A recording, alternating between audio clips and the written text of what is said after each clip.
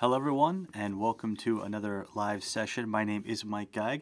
Today we are doing a live Q&A with Mike Geig, so that works out pretty well. Hopefully everyone's doing well today. This is a Q&A session. And so basically what that means is we are going to just be taking time.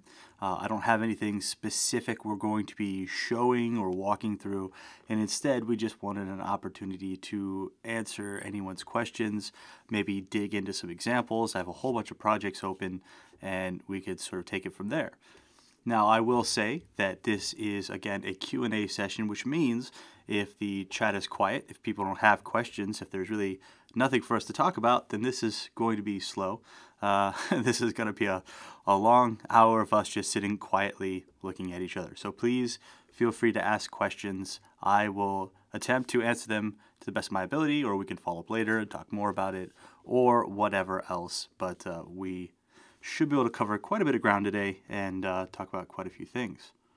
As always, if you have any questions, comments, whatever, feel free to message us on Twitter at Unity3D, and I'm at Mike Geig, and you can see some other cool folks to follow there too.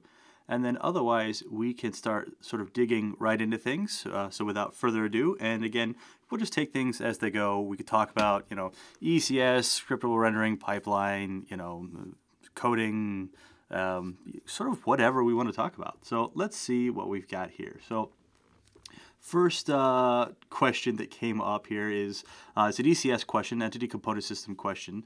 And the question is, why does iJob process component data have a limit to 3 structs? Okay, that's an interesting one and a common one, and actually I was prepared for this. So let's dig right in. I've got some code here. You know what? Actually, I lied. This particular project doesn't use that. So let's go ahead and open up another one that does.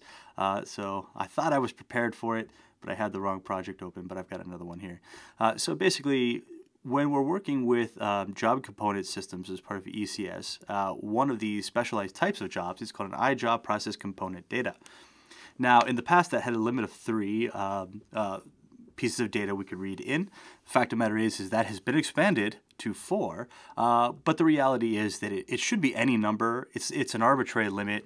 They just haven't written the code that basically makes it generic enough that it can be any number. So that's coming. It's just a long laundry list of things to do, and that one hasn't been covered just yet. But this other project here is taking a while to open. It's probably because I have 6 other Unity projects open simultaneously, because I was trying to be ready for whatever types of questions that could be coming here. So one second, and I'll show you exactly what code we're talking about here.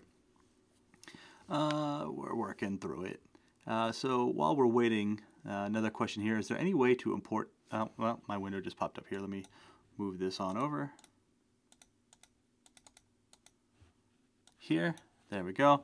And I'll actually get back to that question here in a second. So let me go to my scripts here, and let's take a look at what was being discussed. So we have a movement system. Let me open this up. And Visual Studio will now take a second to open. Gotta love loading times here. And we are talking about specifically, and ignore all the red lines here. I pulled this from my repo, and I don't think Visual Studio has caught up yet. But this iJob process component data, which is a type of job that's used in a job component system. And this is what we're talking about right here, where it reads in sort of 3 pieces of data as a query for an ECS system. And that has been expanded to 4, and again, that will be templatized later to read in really any number. So we could just sort of ignore that arbitrary limit for now. This will be expanding in the future. Another question is there any way to import instance information via FBX for ECS? Now, I'm not entirely certain what you mean by instance information. Perhaps you can expand on that a little bit. Like, what type of information do you mean by instance information via FBX, and then why specifically for ECS? So Simon, if you can expand that, I'll be happy to answer that. Let's see, can you explain prefab variants and how they're set up within Unity 2018.3? Let's pull that up. You guys are, you're destroying me here today. I thought I had all the projects I'd need open, And then I don't know why I didn't foresee that question coming up, but let me grab this here. I do have this, just need to find it.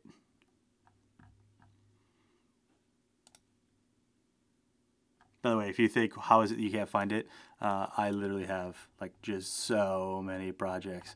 And that's just one of my one of my tries with projects. So I just gotta find it. But we'll get there in a second. But basically, so prefab variants are kind of what they sound like. So before, when I let's say in the olden days when we'd create a prefab.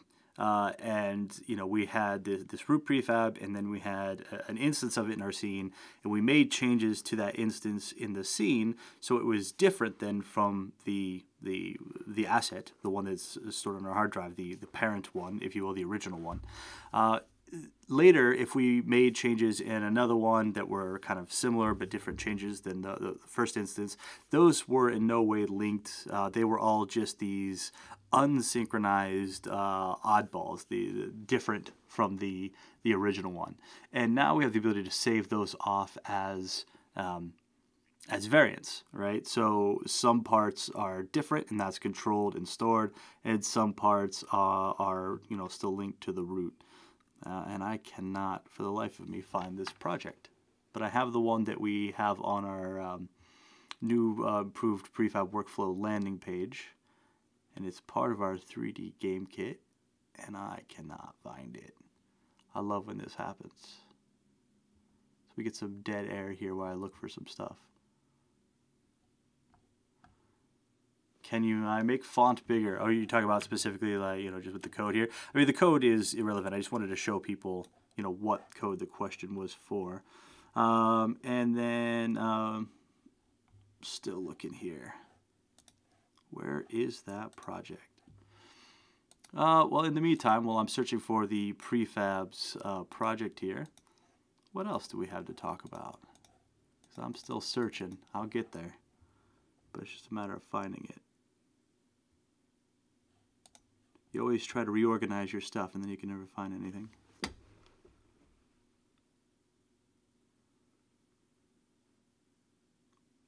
Also, if we're still looking or people don't necessarily know what kind of questions to ask, we're also able to maybe just dig into some of the ECS stuff or any of these other ones here. You know what? Maybe I just don't have this project on this machine. Because I cannot find it. But we can open it 2018.3 and take a look at that here in a second. When will we be able to import CAD models into Unity? So we can import CAD models now in a way. It depends on what we want to do.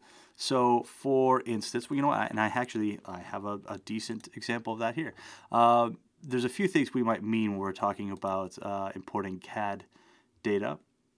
So there is obviously just mesh stuff, right? So CAD, they work with these NURBs. You kind of think of them as like vector art or whatever. And that's, great, but obviously Unity doesn't use those. Unity works with meshes. And so, how do we, what do we do with that, right? And so here's a project here. So let's say I want to read in some CAD data, but I don't want just the meshes and materials.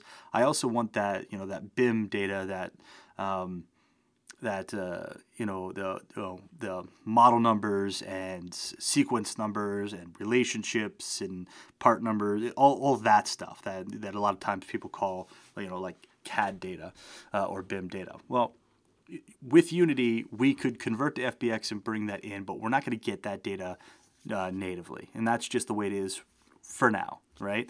Obviously, this stuff could change in the future, but that's kind of where we're at right now. However, we have partnered with a company called Pixies, who produces a plugin called the Pixies plugin.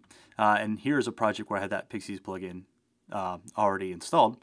And with this, I could say something like, import model, and let me grab this marketplace. And there's a lot of stuff we can do here. We can do presets and scaling and tree processing and stuff like that. But really, I just want this metadata right here. And since this is going to be generating the meshes for us from that NURBS data, I can dictate like how high of quality I want stuff. I'm just going to set that to medium so it's pretty quick.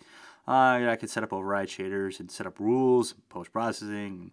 They have a cool rule engine now that they showed at Unite LA, but I'm just going to leave all that stuff. I just want medium here, and I'm going to hit import.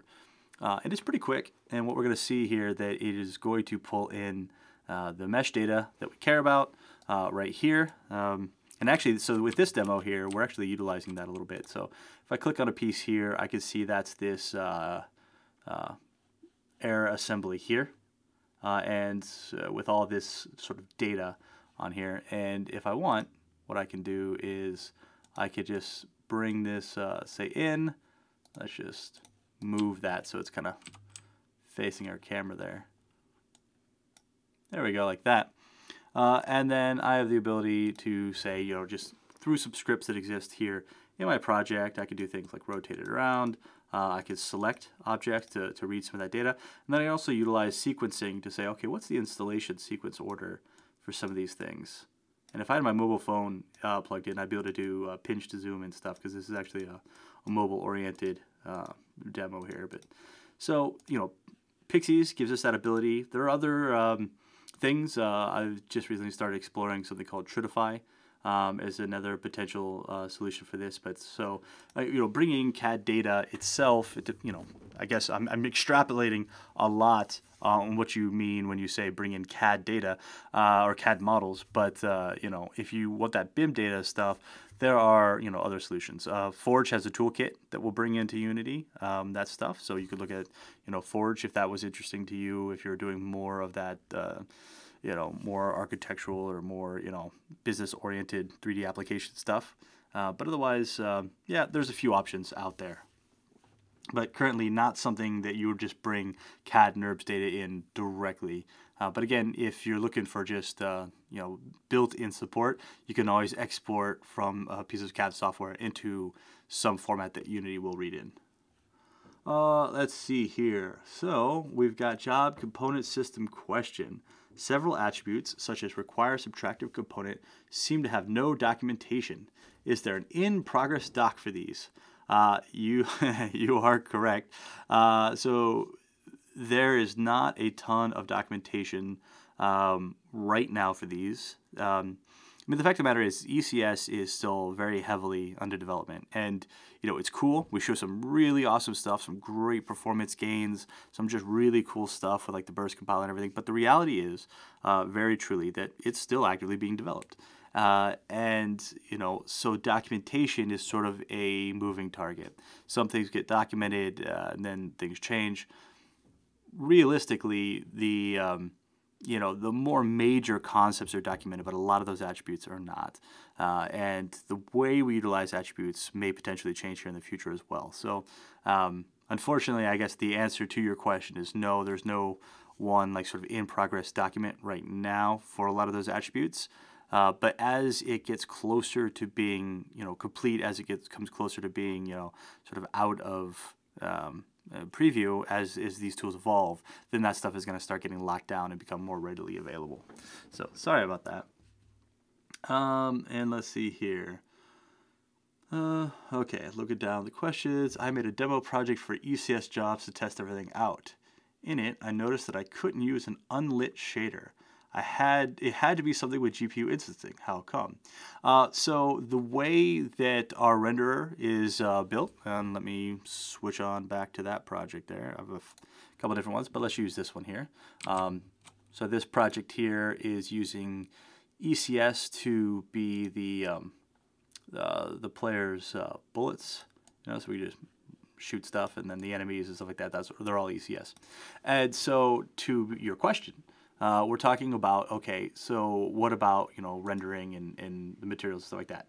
Now, the fact of the matter is you can have in ECS an unlit shader, for sure, but you are also correct that, that this character isn't ECS character, this character is a singular character, but you do need to enable GPU instancing on anything that is ECS. So if I go to my bullet here, my bullet is going to be utilizing this material, and this material has GPU instancing, and that is a requirement of the the mesh instance renderer.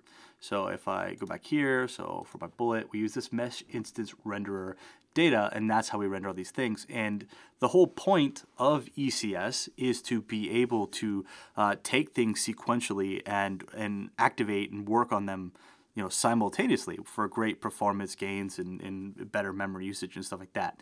And so in order to be able to operate on things in chunks, it just makes sense to have GPU instancing. I suppose you could, in theory, write your own mesh instance renderer to not require that, but I don't really know why you'd want to when you could always just turn on GPU instancing for your material, which would give you a huge performance gain anyway. You could always isolate certain parts of a GPU instance material or shader that you don't want to be instanced, and that works too. So yeah, it really just depends on your use case. But it's just far easier just to make your stuff GPU instance. All right. So hopefully that answers that question. Then just moving on down the list here. I'm just kind of going between the two channels here. Let's see. Okay, then can you show an example of utilizing the new iJob chunk API in ECS? I cannot, sorry. Feel free to ping me after, but that is not something I currently have a code example right now. And that's probably not something I'm confident enough to just riff on right off the top of my head. So we could certainly take a look at that, or we could see what code samples we can find maybe after this session. Just reach out and message me. Otherwise, yeah, I'm not about to just open up a notepad and be like, yeah, sure, let's do an iJob chunk API example. That's still fairly new to me as well. All right, and then, so for prefab variants question, I will quote your question again after it finishes. Yeah, I see it. I haven't forgotten about you. I don't think I have that project on my machine, and since you're the guy who asked both those questions, why don't we just follow up after this, and then I can give you a better example once I've downloaded the project there, because I think those are on my laptop, but not on this machine here. Let's see. Okay, so switching back over to the instance data question. Sorry, instance data being the arrays of location scale for a prefab mesh being instantiated in a GPU shader. I wonder if the prefab mesh and instance data can be in one FBX file. You know what? I don't know. So instance data being the arrays of location scale prefab mesh GPU shader. Wonder if the prefab mesh and the instance data could be in one FBX file to be imported in. You know what? So I don't know if that is a directly supported behavior. I also do know that through programming all things are possible, and we do support custom importers, which would in theory allow you to import whatever data you want, but it would have to be something you had to write. So I am not sure out of the box if that's something we support. Today I have to import prefab mesh and then another FBX with the object positions. In the future I'd like one FBX file to say 10 free meshes and say 10,000 objects. So yeah, not entirely certain if that's something we support out of the box. I don't believe it is.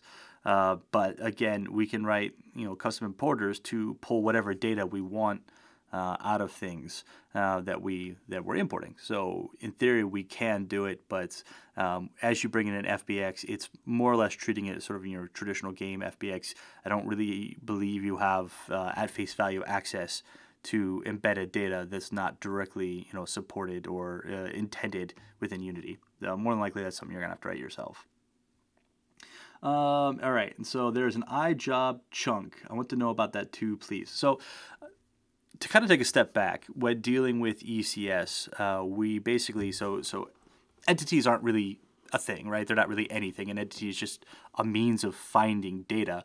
What really we're dealing with is this concept of archetypes. And I've got some code to help support this here. I just got to find it. And so these archetypes, where's my code? So let me find enemy spawn system. In this example here, we'll outline what I mean by that.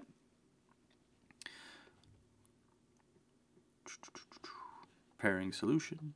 Prepare that solution. All right. So what we have here is, in the case of an enemy, right? An archetype is a unique set of component data, right?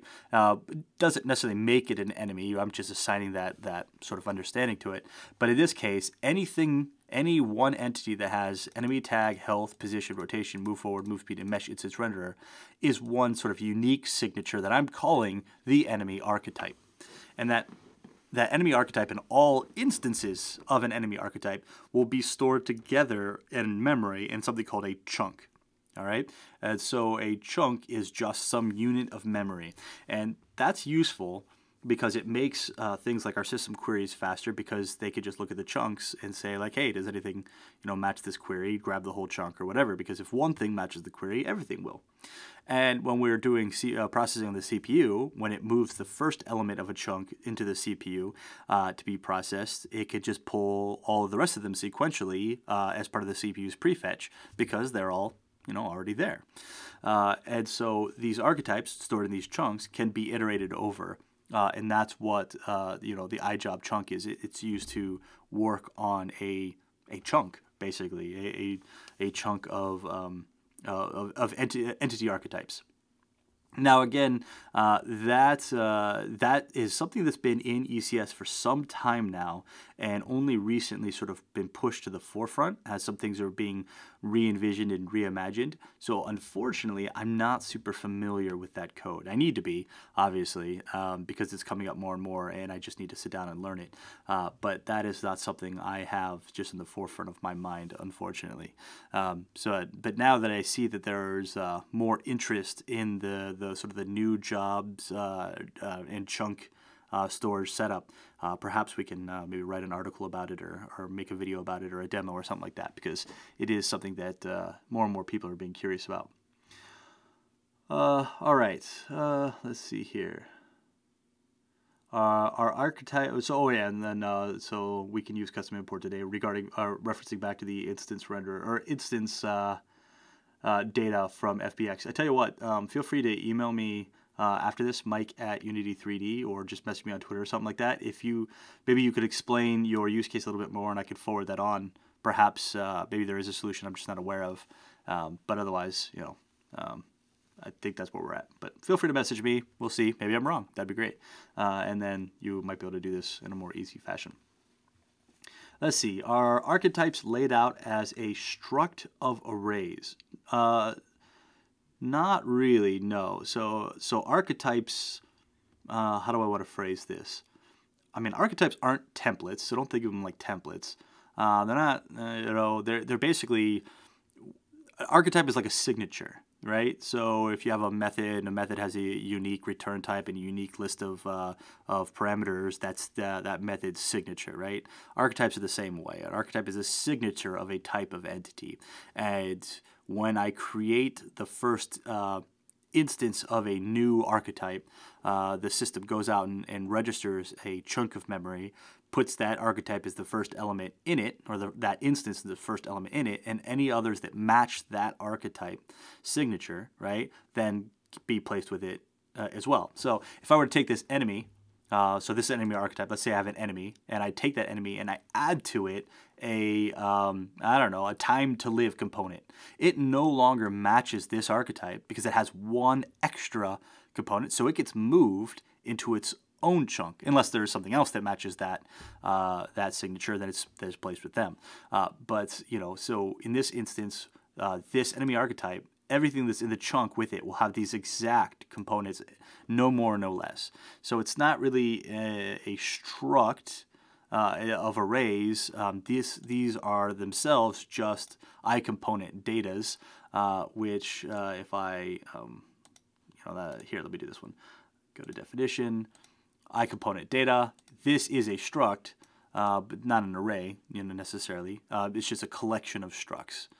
This struct happens to have some value in it, but they don't have to. Like, for instance, this enemy tag, I'm using just as a tag. There's no data in it whatsoever. Just by virtue of it existing, it affects the query and stuff like that. A lot of ECS questions. That's good. Let's see here. Does GPU instancing support light maps? I think it is a silly question, but want to check. What do you mean by support light maps? Yeah, I mean, so basically, if you have a series of static objects or a series of objects in a scene, and they're all marked as static, and they're also GPU instance, they will, you can bake a light map, um, and they will receive that depending on the type of material and shader. I suppose also depending on your lighting settings and your rendering mode. But yes, unless I'm misunderstanding, you should be able to make a light map with GPU instanced shaders. Assuming, again, those objects are marked as static, or light map static at the very least, so they'll be part of the bake. And then we've got, oh, hey, Arturo's here. Howdy, Arturo. So there's a question, and I believe Arturo already answered, but I'll read them out loud for the folks at home. Is there any way that we can preview an AR app without building the project and install it on the phone? Yes, and as Arturo has already stated, so one of the cool things about Vuforia is you can use a webcam to sort of be your quote-unquote phone camera, so that while in the editor, you can just hit play with a webcam pointed at something and the AR will work. But if you are, and as followed up, if you're using Google AR Core, I do not believe so. I believe at some point someone was looking at a remote for that, but at the current time, I believe the answer to that is no. That you have to build to device in order to see that. Luckily, with every iteration of with Unity, with every iteration of Unity, building for Android is getting faster. I was doing some builds just for my phone this morning, and I was actually quite surprised at how quick sequential builds are working nowadays. So, getting there, slowly but surely. But yeah, as stated, it's really annoying to build the project thousands of times. I completely agree. That is the crux we all bear when we do mobile development, unfortunately. Build times can be a bit of a bear. Okay, so I feel like we're caught up on questions here. The remote preview is not working with Unity 2018.2. I don't know about that. I have it working myself. Wonder, I've got my phone right here. Let's just turn it on. I believe I had it working earlier today. We have time, so I'll spend a moment seeing if I can prove you wrong here. I'm gonna have to close Unity and reopen it with this app. Yep. Yeah, I'll do that. But no, the remote should work. If it's not working, something else might be going on. But yeah, should be good. What about AR Foundation? I don't believe the remote currently does AR Foundation stuff. I wish Dan Miller was Dan Miller's our AR VR evangelist who knows this stuff inside and out.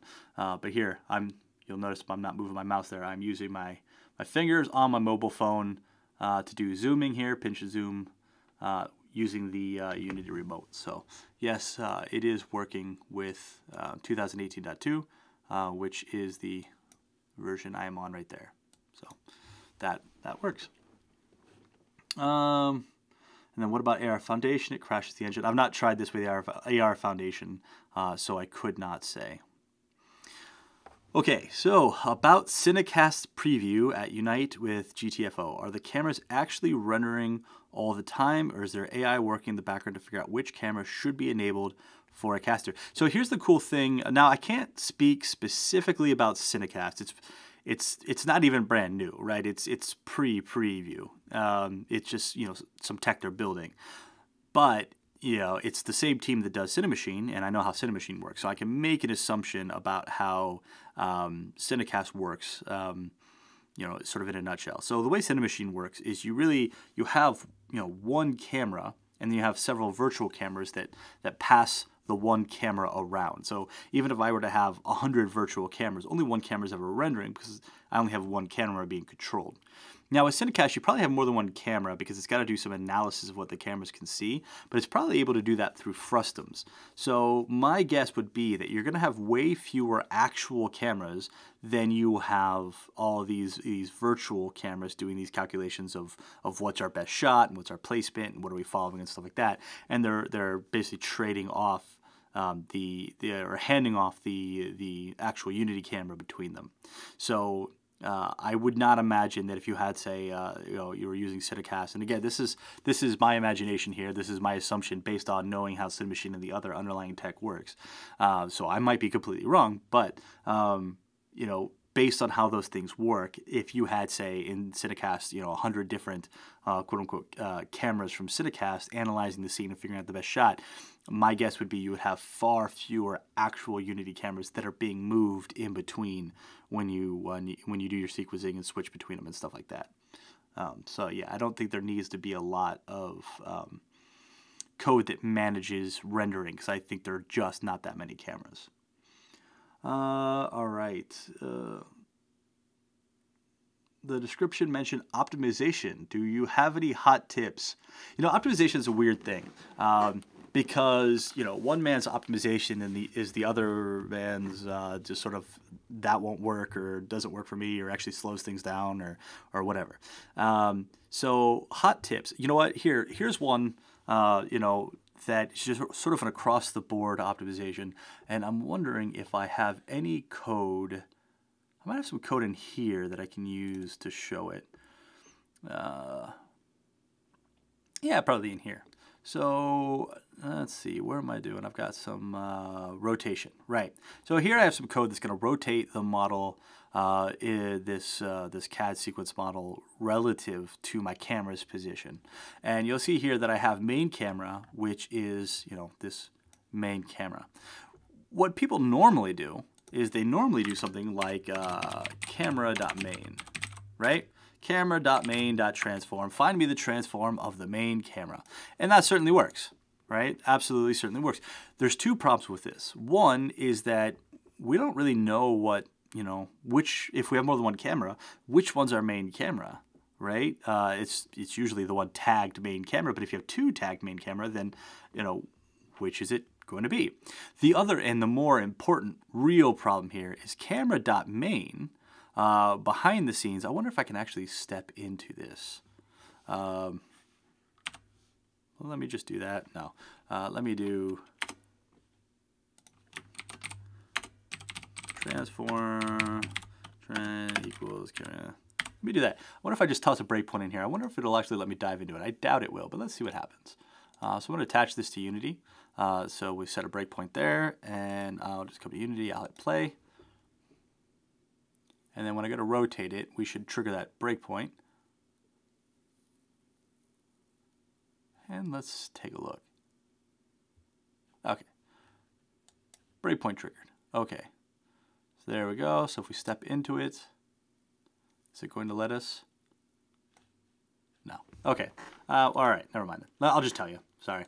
I was trying to be all mystical about it. But basically, if we do camera.main, what it's effectively doing is it's behind the scenes doing a GameObject.find, which if you know anything about optimization or programming with Unity, GameObject.find is a terrible idea. GameObject.find basically searches all of your game objects in your project looking for one that matches some description. So this is doing a GameObject.find searching for the tag main camera. And worse yet is it doesn't cache that, which means every time I wanted to rotate this model, it would be doing a GameObject.find over and over and over and over again, which is super duper duper slow. Okay. On that note, if I have a canvas, so basically GameObject.find is bad to do like during an update or whatever. Sometimes you have to do it in like a wake or start, and that happens. Sometimes you need to use it, but you definitely, if you ever have to use it, you definitely want to cache the results, where instead of using that over and over again. Besides that, let's say I have a canvas. All right, so I've got this canvas here. It's my giant canvas. Let's say I put this in screen space camera mode. Cool. I need to absolutely be sure to specify a render camera, because if I leave this at none, what it's going to do is it's going to say, oh, we don't have a camera specified. We'll use the main camera. And how are we going to find the main camera? We're going to look for camera.main, which is going to do a GameObject.find. So that's just a quick tip for you there. If you're going to use screen space camera, specify camera. And if you ever need to use camera.main, cache the result. Either do, camera, my camera equals camera.main, and then use my camera from then on out, or whatever. But basically, that's just that's a quick tip for you there. Let's see if any other ones popped into my mind. I will be sure to tell you about it. Oh yeah, the camera matrix. Oh yeah, the camera matrix. Yeah. So that's just one of those gotchas there. On the topic of UI, a lot of people don't realize this. If I have, let's say, so I've got this UI, and let's say when I'm running this, I move this slider, right? What effectively happens is in Unity, Unity takes your whole UI, the first frame, and it turns it into sort of a baked mesh. Just bakes all of it into one kind of giant mesh so that it can render quickly and stuff like that from then on out. Now, when I move an element of the UI, be it a button or a slider or type some text or whatever, it invalidates that mesh and Unity has to rebuild it, and that process is slow. So if I have a very complex UI and I move one of the elements, it basically builds that entire complex UI. And that could be a problem, for performance. You actually, in the profiler, you will see a drop in your performance. So what you could do, let's say I have this canvas. Let's pretend these buttons and this data and all this. Let's say those are really complex and we just really don't want these to rebuild. But I have this slider and I know I'm going to be moving this slider a lot. Well, what I can do is on the slider itself, I can just give it a canvas component. So now the slider, being its own canvas, even though it's a part of a top-level canvas, this will only invalidate itself when I move that slider. It won't, force all the other elements to rebuild. Now, one caveat to this here, if I hit play, at this point, I'm not going to be able to move this. And I think, well, why can't I move my slider?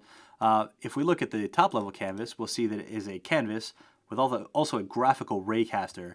And so on this slider here, if I want to be able to interact with it, I also need to add that graphical raycaster there. At which point now I should be able to move it here, and I can, yes. So that's just a sort of another quick caveat. A lot of folks don't know that about the UI system. But that can really kill you, especially when you have a few things that are animating and a whole bunch of other things that are not. You're basically doing a lot of extra work that you don't need to do. So it's good to kind of separate out the elements that are changing a lot. Let's see here. Possibly off topic. Nothing is off topic in a Q&A session, but will we ever be able to make our own packages to show up in the package manager? Yes. Well, maybe. So you can make your own packages. I don't know if the ability to make your own custom packages is public now, but it is possible to make a package and then store it, say in the packages folder of a project, to then have it in your project to be able to use it. That's something you could do. It's just code. The package manager itself, I do not know if there's the plan to add in a custom or user-defined section or not. And I should know this. I was just talking with someone about this, and I cannot remember for the life of me. And so I apologize on that. And feel free to ping me afterwards. I can get you an answer. But it is something that is being talked about. I just don't remember what the answer was. But creating your own packages is just a matter of organizing and structuring them correctly and putting them in the packages folder for your project. But the package manager UI itself, I'm not entirely certain on that. I know you can redirect that to look at different package stores, but I do not know what the capability is of writing your own custom stuff in there. So sorry about that. I talk to a lot of people about a lot of things, and unfortunately I don't remember more than half of it. So hopefully we can figure that one out. Let's see here. Any docs on learning how to create your own scriptable rendering pipeline? So creating your own scriptable rendering pipeline is a very complex thing, as I imagine you and everyone else knows. Currently, I do not believe there are any documents on creating your own from scratch. However, I believe there are now, or will be very soon, documents on taking an existing, like our lightweight render pipeline or HD rendering pipeline, and adapting that. So what things do what, and basically bare bones sort of modifications and stuff like that. And from there, it would be kind of up to you to sort of extrapolate from there. Eventually, since basically the rendering pipelines are still preview, really, and are still fairly new, the documentation on more advanced uses of them is very lacking. Eventually, there will be documentation on all of that stuff, absolutely. It just is taking time to get there to make sure we have stuff for everybody. All right. Let's see here. Does rebuilding happen only when anything moves? What if you're changing the color like a glow effect of the sprite? Should you apply a canvas to everything that moves is movable? So to my knowledge, changing colors does not invalidate the mesh, but moving it, animating it, scaling it, and I believe if it's text, changing the text does invalidate the mesh. And I wouldn't put a canvas on every single thing that moves or would potentially move, because for every canvas you're adding one batch, one draw batch. So instead, so in the case, let's say in this example here where maybe these 5 buttons move a lot, maybe they animate or whatever, but the rest of my UI is relatively static, I would just go to this control panel, which is the panel of all of those buttons, and put a canvas on this. Then this control panel and its children, which are those buttons, those would all be one mesh together. And since they're all moving, they'll all be remaking anyway. So I can group my canvases like that. I don't need to put one on each of these buttons. I could put one on the parent container that contains all of them. Let's see. Does head turning cause a rebuild? What do you mean by head turning? I don't know what that means, head turning. Turning your head? Maybe in VR. I'm not sure. Maybe rephrase that a little bit differently. Let's see here. Trying to look at both and then the middle chat area. There's a lot going on. Let's see here. I'd like to write a package that isn't specific to the project. So I've made a set of tools that I'd like to put into everybody. Actually, so that's exactly why I'm looking into the exact same thing. I have started building my own package because I have a series of tools that I use in all my projects. So I'm going through the exact same thing right now. So that's smart. That's good.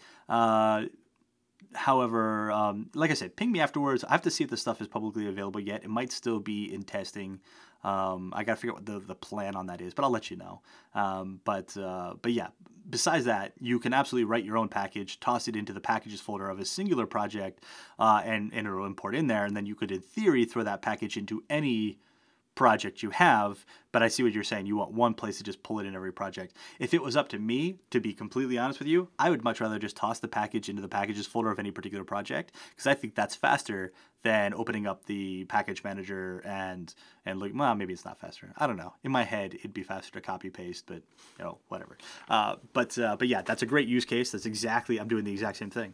And so I think that's pretty cool. You can host a package on Git and stick it into the UPM manifest JSON. Correct. So you can, again, you can edit the JSON, the manifest JSON of your packages folder to pull down a package. I think it's just the question is really about the structure of the package and whether or not it can appear in the package manager window, which currently the answer is no, but eventually, hopefully. Let's see here. Kind of get my conversations crossed here. Is it possible, or will it be possible to write plugins, not extensions, for the Unity editor? I don't know what you mean. You can write plugins now. So basically, you can see here I have some plugins. So if you create a folder named plugins and then put inside of it DLLs and bundles and things like that, you can write plugins to the Unity editor as it stands now. You could do managed and unmanaged plugins. So I think the answer to your question is yes, unless you mean something different by plugins. So Vitaly, if you want to clarify, that'd be great. Let's see here.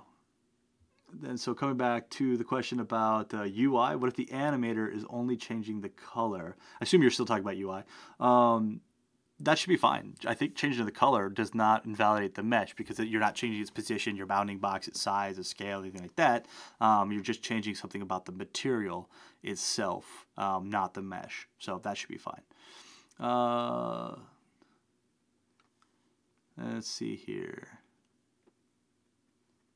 What is the, okay, so then Arturo answered, take a look at the Unite Berlin talked new addressable asset system for speed and performance. I don't think that's what Ready Play Games is talking about. I think they're talking about packages for the editor and not assets for runtime, which is what the addressable asset system does. It's an evolution of the asset bundles system. But maybe I'm wrong there. In VR head turning. So Simon says, for head turning, the question about UI and head turning, he means in VR. So in VR, if I move my head, that's not moving the UI, unless the UI is attached to my head. But the UI itself, as long as the UI is not changing, me moving my head should not affect it in any way, because nothing about the UI itself is changing. I'm just moving the camera around effectively, which does not affect the UI. Let's see here. In my head, it would be faster to have new projects auto-include my package. Correct. Yeah. So, I mean, talk about packages to have tools auto-imported into a project. Yeah, I mean, ultimately, that's the dream. I agree. I'd love the same thing because there's several tools that I've written that I use as well. Okay. A lot of sort of rapid-fire questions there, but we're caught up again. This is good, though. This is better. I was hoping it wasn't going to be completely silent the whole time, and I apologize for the questions I haven't been able to answer. I try to answer them all. We'll see. Let's see. Will Unity be coming out with an ECS game tutorial? Yes, many. Well, it depends on what you mean. If you mean like a start-to-finish entire game in ECS, I mean, eventually. I don't think ECS is there right now. For me, anyway, in the way I like to talk about it, ECS is not a system that is currently developed enough where you would start to finish build an entire game in ECS, right? I mean, the fact of the matter is ECS does not yet support animation, physics, a lot of these things, right? And so really the way I use ECS and the way I recommend people who are looking and curious about ECS to look into it now is to say, okay, I have a game and I have a problem. And I think ECS would be an appropriate tool to solve that problem and approaching it from there, right? And, I can hop back to this example here where, my use case or my sort of narrative example here is I've got this player and, let me turn off enemies real quick here. I have this player and he's a game object. Everything in here is game objects and I'm shooting game object bullets, right? And this game was great. I have no real reason to switch to ECS for this game until I decide, you know what, I want to add a spread shot, like a shotgun. And I'm doing a 20 by 20 grid. That's 400 bullets. And so now, when I play my game, all of a sudden it's like, oh no, there's quite a bit of lag there. This is a real problem. Okay, I have a problem now. And will ECS be an appropriate solution to this problem? The answer is yes, right? So the answer is, by using ECS bullets instead of game object bullets, this solves the problem as well, or very well. Plus, these bullets, they don't use the animation system. They're simple physics, so I just have my own script that just detects collision. So it's all of the benefits of ECS without the current shortcomings because the tools aren't there yet. And I mean, we can go crazy with this. Like this, I'm firing 400 bullets every 0.1 second, so every 1/10 of a second. So 4,000 bullets a second. But, let's say I want to do this every 1/100th of a second. So sure, I can do that.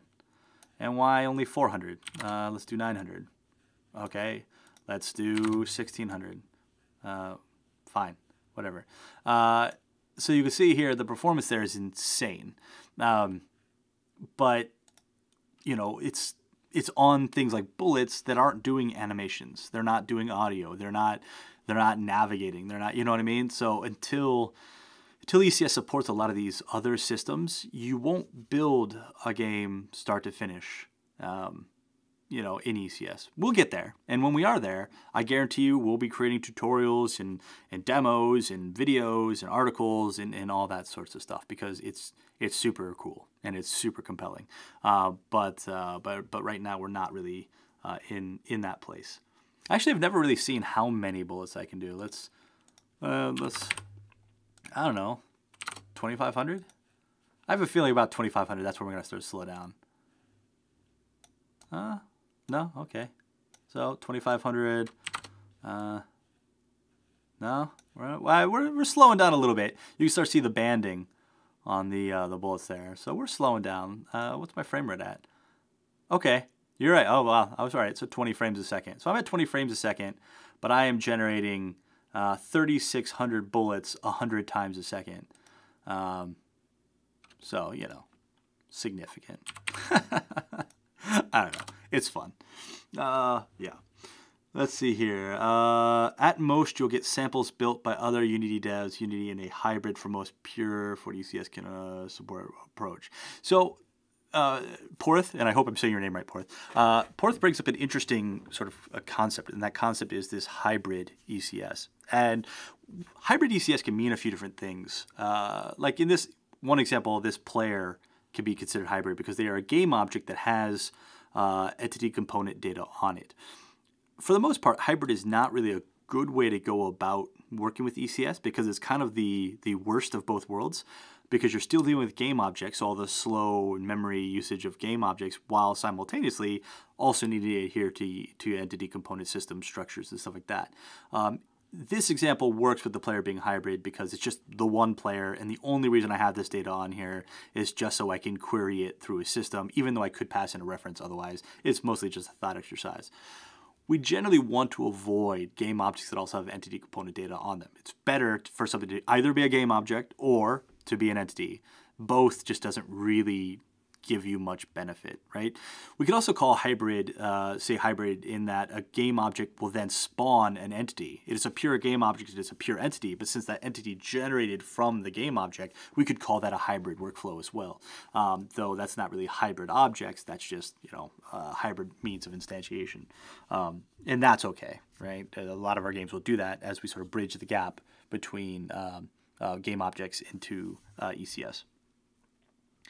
Let's see here. I got 100,000 bouncing objects on screen at a time. Made a video too, really cool.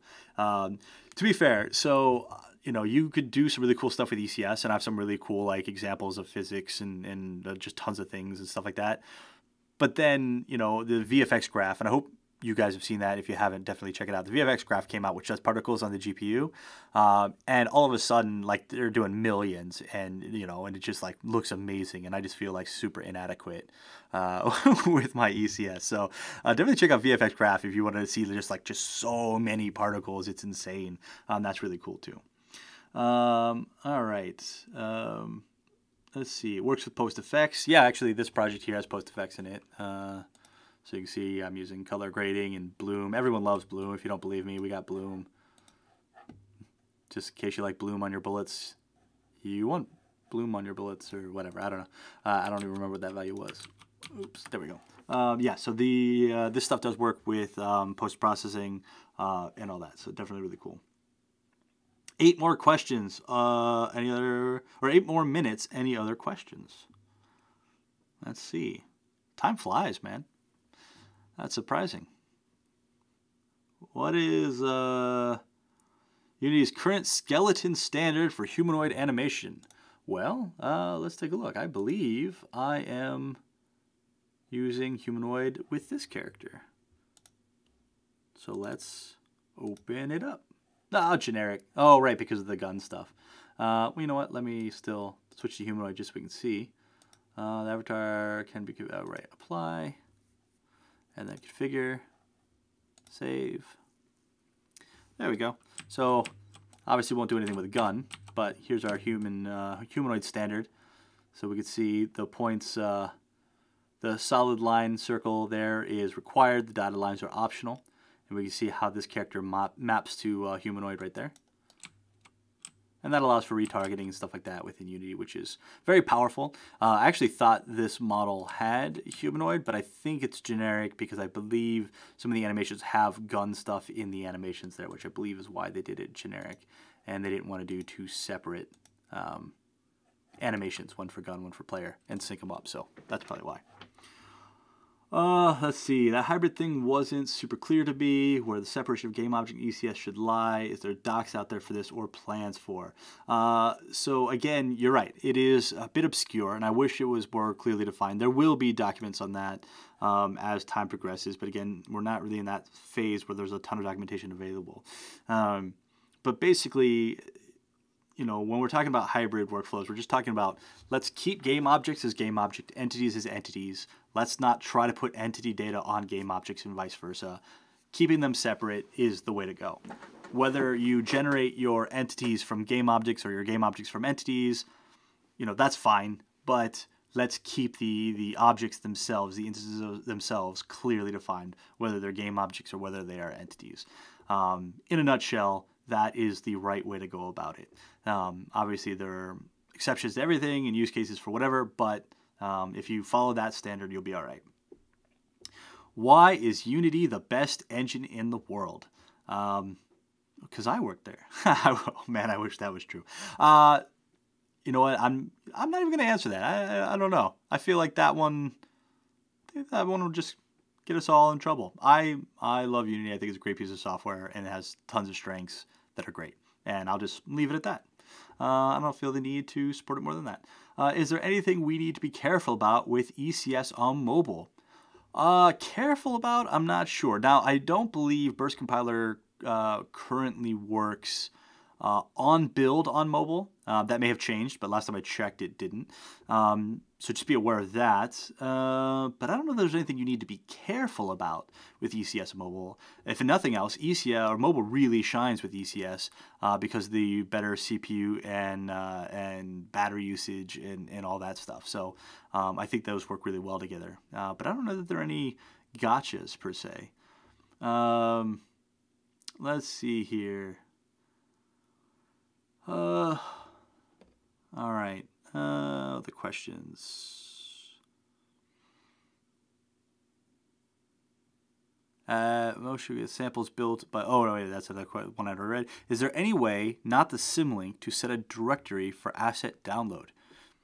I don't. I only ever use symlink. So so the question is about getting assets to basically link folders, I guess, so that you could keep projects or assets in one location, but then they'll automatically appear in Unity.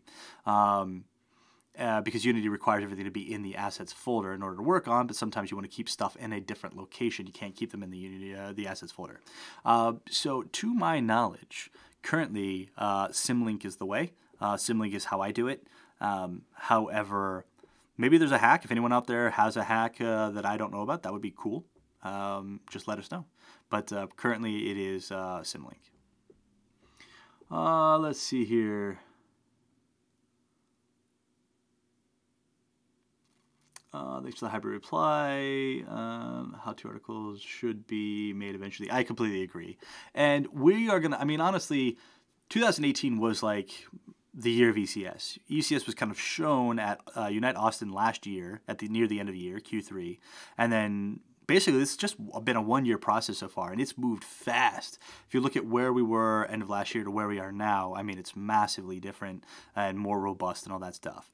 So, I would look towards the beginning of 2019 to be where we really hit our stride with documentation, with examples, with videos, like really making it something that everyone can sink their teeth into.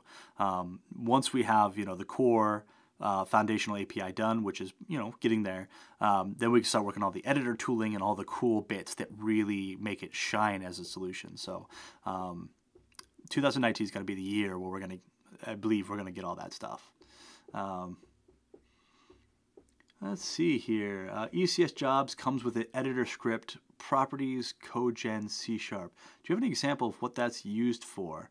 Nope. I've never even looked at that. Where is that at? Properties, CodeGen. I don't even know where properties is. I'm not sure where that is that you're talking about there. But I am unfamiliar with it, whatever it is. So, sorry. Properties, CodeGen, C#. I don't know where that exists at. But I don't know what that's for. ECS is not there for animation, but what about 2D sprite animation? Say we have 60 frames for a 2D sprite animation. Would ECS help with performance for this? So ECS would make the rendering lighter, but I mean swapping frames for sprite animation is about as lightweight as it can get. So I don't know how much ECS would help with that. It would help with memory and stuff. That being said, currently ECS does not have a 2D renderer. So ECS, as it exists right now, is a 3D renderer, so you could use quads and textures and stuff like that. We will be adding one, obviously, as we add more tools and stuff like that, but just be aware that right now, switching to ECS just for animation performance, for 2D sprite animations, is a lateral at best move, because we're missing so many other things that are vital to that process. Once those exist, then absolutely. Makes the most sense to do that, especially when, again, dealing with mobile. The memory footprint is just totally worth it. generating tons of game objects, or even just a normal game's worth of game objects, can put a hefty memory sort of weight on a mobile app, and ECS lightens that considerably. Let's see here. Let's see. So he said, it's not on yours. I'm using the latest version of Entities, so perhaps you're using an older one, or you have some code I do not have. So yeah, I'm not sure about that. Let's see. Symlink folders plus Git repo. Anyone have a good cross-platform Windows Mac solution that works well? We had ugly trouble here. So I don't use Symlink for Git repos. Generally, I'll just clone the Git repo directly into the assets folder of the project and just work from it there. That way I don't have to worry about Git trying to back up any Symlink garbage. That being said, I've done Symlink with Git in the past, but it's important that you're not Symlinking the root folder of the Git repo. You gotta Symlink a subfolder. So yeah. Do I know anything about the new networking stack? I know a very little bit about the new networking stack, but the new networking stack is very, very new. And so all I know is sort of very, very high-level stuff. I don't know that I know enough to actually be of help to you there. Not yet anyway. And the stuff that I do know that might be useful, I don't think I'm allowed to say yet. So that's one of those things. But we'll get there. Okay. Well, at this point, we are at time. We're a little over time, actually. But it's been great having so many people engaged this entire time. And I've actually been taking notes here on the side about what sort of questions we've been getting. It seems obviously we need more information about ECS out there, and some new prefab stuff and script running pipeline stuff. So it's good. Perhaps we can make some more content about that. But yeah, so this has been really well. Really good. I'm gonna start wrapping this up now, and I do appreciate everyone's questions and stuff. As I mentioned before, and I'll just toss this up here again. If you have more follow-up questions, comments, whatever, you could just at Unity 3D or at Mike Geig, which is me, to ask your questions. If you have stuff that maybe won't fit in Twitter, you can always email me, mike@unity3d.com. Or what I usually prefer is if it's something that you feel like would be beneficial to the rest of the world, write a forum post, send me the link, and I will respond to the forum post there where everyone can see it, or we will talk to the devs or whoever and have them respond and get an actual answer. Any question about the 18.3 release date or any info? I have tons of info about it. Thank you for asking. And yeah, so then that's good. Oh yeah, as Arturo mentioned regarding the new multiplayer stack, you could definitely take a look at the FBI sample project on GitHub, where it is using an early version of the transport layer of the new multiplayer stack. So you can definitely check all that stuff out. So thanks, Arturo. Good catch. And yeah, so at that point, Ron just messaged me about the release date, not catching the fact that I intentionally didn't answer it. So sorry about that. But yes, so I'm not answering that right now. I don't think I can. But all right, then without further ado, I want to again thank everybody for showing up to the Q&A session with me. My name is Mike Geig, and please have a great rest of your day, and thanks all for attending, and just stay active on Connect. Cheers.